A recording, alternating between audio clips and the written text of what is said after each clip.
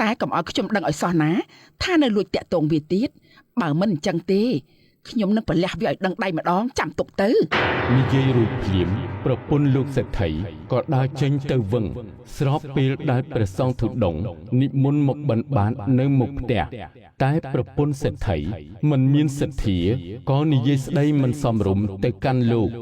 យាយលោកមកបិណ្ឌបាតអីនៅទីនឹងកំពុងតែក្តៅផងអត់ចេះដាំបាយដាំទឹកស៊ីខ្លួនឯងទេអីមួយថ្ងៃគិតតែដល់សុំទៀន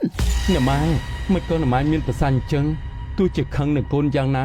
ក៏កុំបន្ទុះសារាយជាមួយព្រះសង្ឃអីព្រះអង្គជាអ្នកមានសិលណាស់អ្នកម៉ែសិលអំពីស្អីស៊ីអំបិលស្អីក៏មកនិយាយជាមួយម៉ែនាំឲ្យក្តៅក្រហាយទៀតណាមីស្រីនោះវាចេញពីផ្ទះយើងហើយមែនទេបាទនាងទៅហាញ់តើម៉ែល្អកូនត្រូវតែចាំឲ្យច្បាស់ហាមទៅអញ្ញាជាមួយវាទៀតបើមិនអញ្ចឹងទេណាម៉ែនឹងចាត់ការវាដោយខ្លួនឯងបាទអ្នកម៉ែ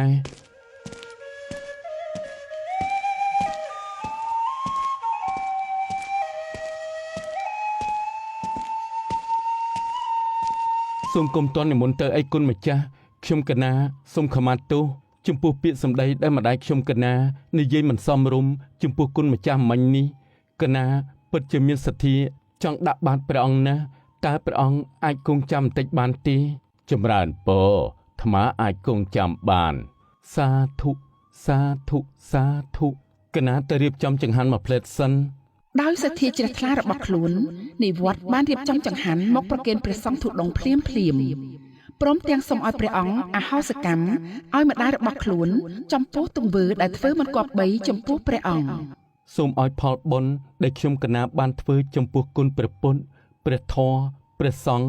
ជួយឲ្យអ្នកម៉ែខ្ញុំបានរួចចាកផុតពីកម្មអកុសលដែលបានប្រព្រឹត្តដោយពោលវាចាមិនសមរម្យចំពោះព្រះគុណម្ចាស់ខ្ញុំសូមតាំងចិត្តជូនបុណ្យនេះទៅអ្នកម្ដាយខ្ញុំទាំងអស់សូមព្រះអង្គអហោសិកម្មឲ្យម្ដាយខ្ញុំកណាផង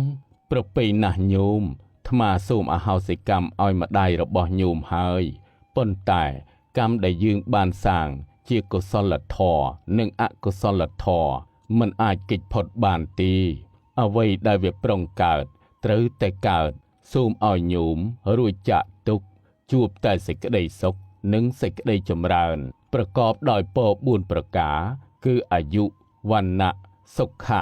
ពលៈកុំបីឃ្លៀងឃ្លាតឡើយសាធុសាធុសាធុក្រោយពីព្រះសង្ឃធុដងអនុមោទនាទទួលផត្តៈរួចហើយ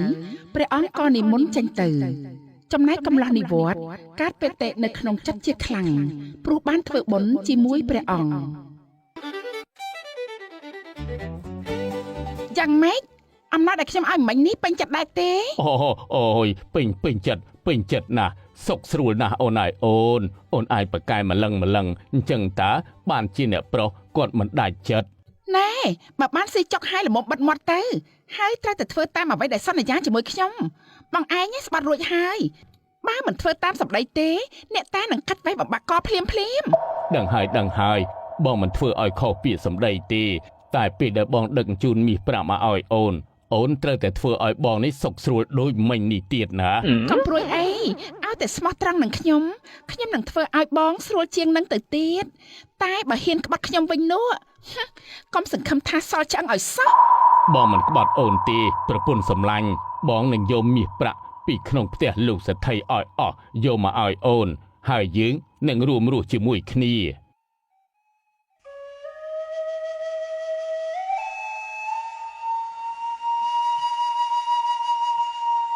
មីនីអើយមីនីចាមីងមិនទាន់ចូលសម្រាប់ទេអីក្មួយហើយចុះអ្នកបងបានធូរខ្លះដែរទេចាបានធូរខ្លះហើយអ្នកអាតអើយហើយតែណាមកណាទាំងជប់ប្រលប់នឹងខ្ញុំមកលេងអ្នកបងនឹងណាហើយនឹងមានការចង់សួរសុកទុកក្មួយស្រីបន្តិចមានការអីមីងមានប្រសាសន៍មកចុះប្រហែលថ្ងៃនេះមានទៅរកផ្សិតនៅកន្លែងដែលយើងធ្លាប់ទៅទេក្មួយអត់ទេមីងព្រោះខ្ញុំមិនទាន់ហ៊ានដើរចោលម៉ែទេខ្ញុំនៅបារម្ភពីគាត់ហើយចាំមីងមកសួរខ្ញុំរឿងនេះធ្វើអីគឺមីងវាឆ្ងល់ហ្នឹងណាតាំងពីម្ដាយក្មួយឯងឈឺមកមីងទៅរកដកផ្សិតនៅកន្លែងហ្នឹងគ្មានឃើញផ្សិតដោះមកតងទេពិតមែនទេមីងចម្លែកណាស់កន្លែងនោះឃើញផ្សិតដោះច្រើនតាមីងហើយប្រហែលថ្ងៃដែលយើងទៅជាមួយគ្នានោះទោះជាដកច្រើនប៉ុណ្ណាក៏មិនសមអត់ដែរឬមួយមានអ្នកផ្សេងគេទៅដកដែរទេដឹង ទេមិនមែនទេមីងសាក់លបងទៅប្រហែលថ្ងៃជាប់គ្នាហើយគ្មានអ្នកណាគេទៅដកទេហើយក៏គ្មានឃើញផ្សិតដុះអីមកតងដែរហើយឮអ្នកនិយាយអញ្ចឹងខ្ញុំយល់ថាប្រហែលជាគុណបុណ្យផ្សិតដែលដុះនៅកន្លែងហ្នឹងកាត់ឡើងដោយសារតែយើងធ្វើបុណ្យដាក់បាតព្រះសង្ឃធុដងកាលពីប្រហែលថ្ងៃមុននោះឯងខ្ញុំក៏ចាប់អារម្មណ៍ដែរព្រោះពេលទៅដល់ពីដំបូងមិនឃើញមានផ្សិតដុះទេតែក្រោយពេលដែលខ្ញុំនឹងកូនដាក់បាតព្រះអង្គរួច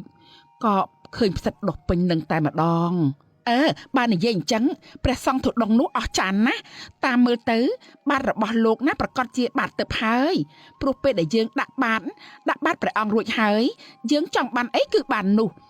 ឥឡូវនេះណាខ្ញុំកំពុងតែស្វែងរកព្រះអង្គដើម្បីដាក់បាតតែរកព្រះអង្គមិនឃើញសោះកុំតន់និយាយដល់ម្លឹងអីមីងខ្ញុំជឿថារឿងធ្វើបុណ្យយើងមុខជាបានបុណ្យហើយកន្លែងរឿងសន្និដ្ឋានថាបាតព្រះអង្គជាបាតទឹកនោះកុំតន់និយាយអីនាំតែខ្ជិះខ្ជាយផ្អើលដល់អ្នកស្រុកអ្នកភូមិគេថាយើងបំផលជំនឿទេមីងអើយអ្នកណាថាអីក៏ថាទៅបើមីងពិសោធន៍ឃើញនឹងភ្នែកទៅហើយនោះនៅពេលដែលទៅដល់រកផ្សិតជាមួយឯងនោះណាចាំមើលណាមីងនឹងស្វែងរកព្រះអង្គឲ្យឃើញហើយធ្វើចង្ហាន់ដាក់បាតលោកដើម្បីឲ្យសម្រេចបំណងប្រាថ្នារបស់ខ្ញុំ